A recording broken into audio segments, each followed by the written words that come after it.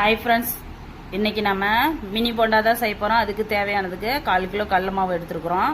அதுக்கு தேவையான அளவுக்கு உப்பு, மிளகாத்தூள் கொஞ்சம், இட்லி சோடா கொஞ்சம் எடுத்துருக்குறோம், பெருங்காயத்தூள் கொஞ்சம் எடுத்துருக்குறோம், கொத்தமல்லி இலை கொஞ்சம், கருவேப்பிலை ஒரு இனுங்க எடுத்துருக்குறோம், 2 பச்சை மிளகாய், சின்ன சைஸில் இஞ்சி, 3 பல் பூண்டு, வெங்காயம் 7 எடுத்துருக்குறோம். இந்த சின்ன சைஸில் இருக்குமா அந்த வெங்காயம். வாங்க இதை க்ளீன் பண்ணிவிட்டு நம்ம போண்டா ரெடி பண்ணிக்கலாம்.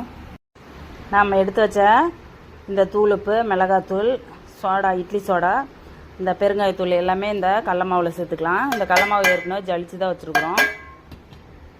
இப்போ நம்ம எடுத்த வெங்காயம் கட் பண்ணிட்டோம், இஞ்சி பூண்டு இடிச்சிட்டோம், கருவேப்பிலை, கொத்தமல்லி, பச்சை மிளகாய் எல்லாமே சின்ன சின்னதாக கட் பண்ணிட்டோம். இதையும் இந்த மாவோடையே சேர்த்து மிக்ஸ் பண்ணிக்கலாம்.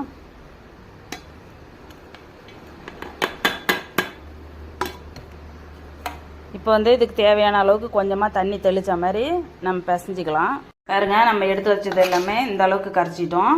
இந்த பதம் தான் போண்டா போடுறதுக்கு கரெக்டாக இருக்கும். இப்போ நம்ம எண்ணெய் காய வச்சு இதை போட்டு எடுத்துக்கலாம். சின்ன சின்ன சைஸில் போட்டுக்கலாம்.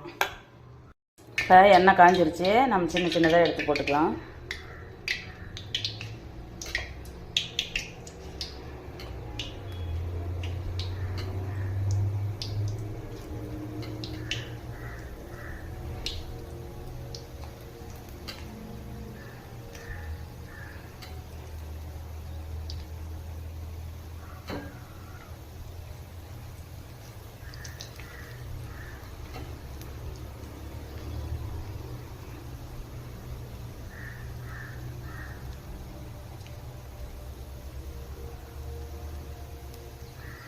குழந்தைங்க ஸ்கூல்லேருந்து வரும்போது சாயந்தரம் ஸ்நாக்ஸுக்கு இந்த மாதிரி செஞ்சு கொடுக்கலாம்.